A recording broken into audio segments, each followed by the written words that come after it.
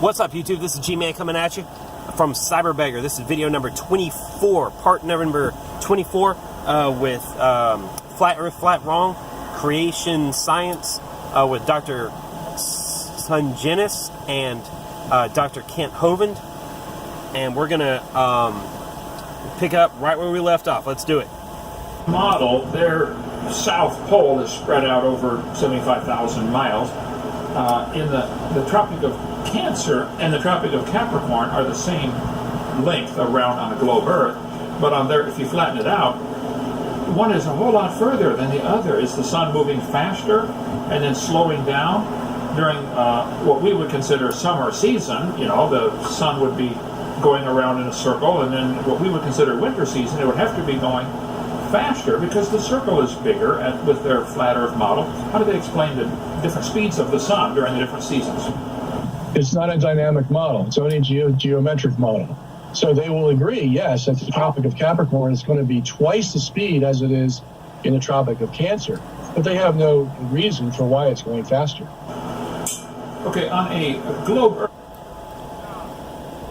That's true. That's true. I haven't heard any explanation for that.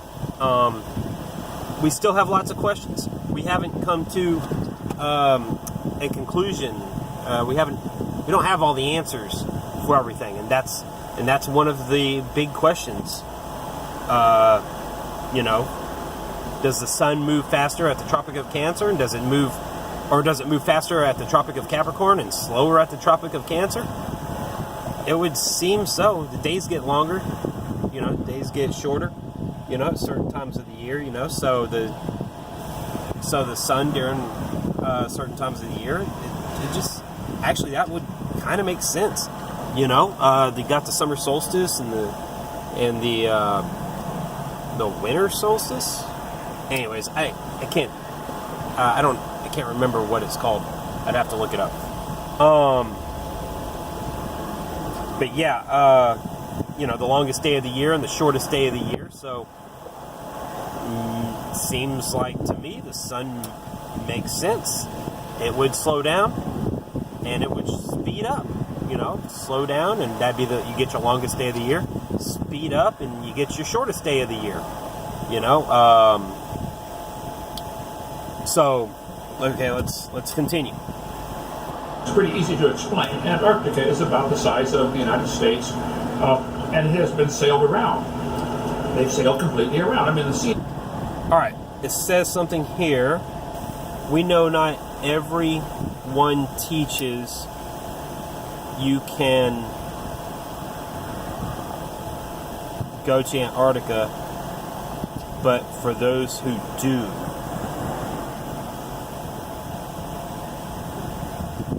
Not everyone teaches, let's see here. What's it say? Not everyone teaches you can't go to Antarctica, but for those who do. So he's correcting something he said. These are pretty rough down here because of lots of factors, but it has been sailed completely around Antarctica. How does a flat earther explain Antarctica being, is it 75,000 miles long? What is this anyway? How do they explain that? Well, nobody's been down there from the flat earthers. They hardly have been down there. Excuse me, Mr. Sungenis. You haven't been down there either. And neither has Kent Hovind to verify anything that you're saying. Okay? It costs a lot of money to go down there. So far, it seems like only super rich people and governments go down there. And maybe some corporations such as, I can't think, I remember it was Lockmartin. I can't remember. Okay. But it's super expensive to go down there, super expensive to do these tests. And you're talking about something that you personally have to accept the words of another person who's telling you this, that you can sail all the way around the continent. Okay? You're just accepting it by faith, and you're just spreading your faith. I don't have that kind of faith. I put my faith in man. I put my faith in God. And Antarctica, believe it or not, they had tried to raise money about 2 years ago to have a bunch of flat earthers go to Antarctica, actually try to land on Antarctica. They couldn't get the money together, so they never went.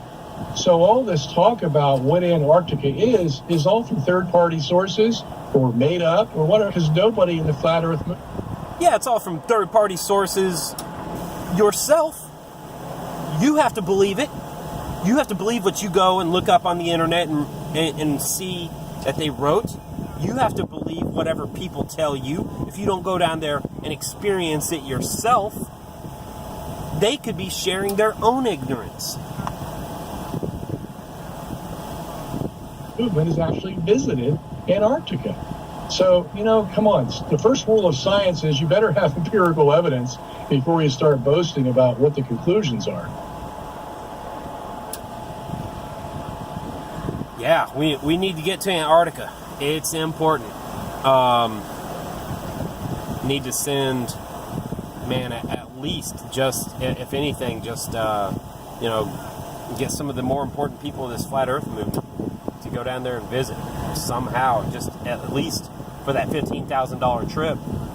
Go down there and go to the customary traditional South Pole, and visit that, take tons of pictures, perform some experiments if they possibly can. If they can perform some curvature tests down there, that'd be awesome. Of course, they're not going to let them do that. They're not going to let them do any scientific experimentation down there. Let's keep on going. Okay, let's see here. What about the hollow earth theory? A guy said he went into the earth.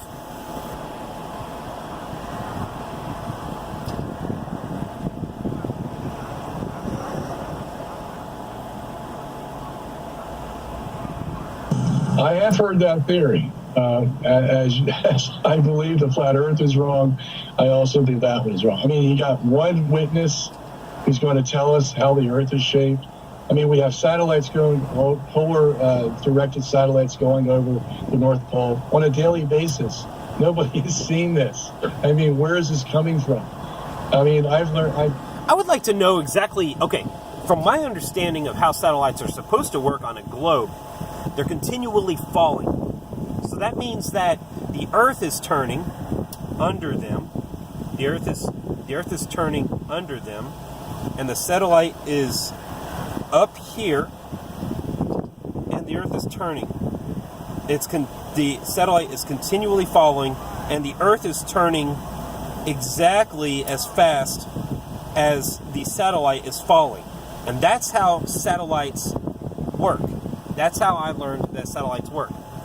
Okay, so the satellites have to be going at the same rate around the Earth. I mean, they have to be going at the same speed around the Earth as they're falling. Hard to explain. Okay, so how exactly do they get these polar orbiting satellites to work? The Earth is spinning, right? The Earth is spinning. They get a satellite that's falling. The Earth isn't... Whenever you get a polar orbit, the Earth is spinning. Whenever you get a polar orbiting satellite, where is it's supposed to be falling along with the spin of the Earth. So the Earth is spinning, and it's falling as fast as the Earth spins. It's falling as fast as the Earth spins. So that's the whole idea. These satellites aren't up there just levitating. They aren't floating. Okay? They're actually falling. Same thing with the ISS. Okay? It's supposed to be going along with the spin of the Earth. That's how it works. Okay, so how do you get a polar orbiting satellite that isn't going along with the spin of the Earth? Are those satellites, are they falling? Exactly how does that work? So, I definitely don't believe in polar orbiting satellites. Okay? The satellites that go along with the spin of that fall with the spin of the Earth, that fall as fast as the Earth is spinning out from under them, okay, that makes sense. But the polar orbiting satellites, it's not going along with the spin. How does that work? Okay, we're going to continue this in the next video. G-Man out.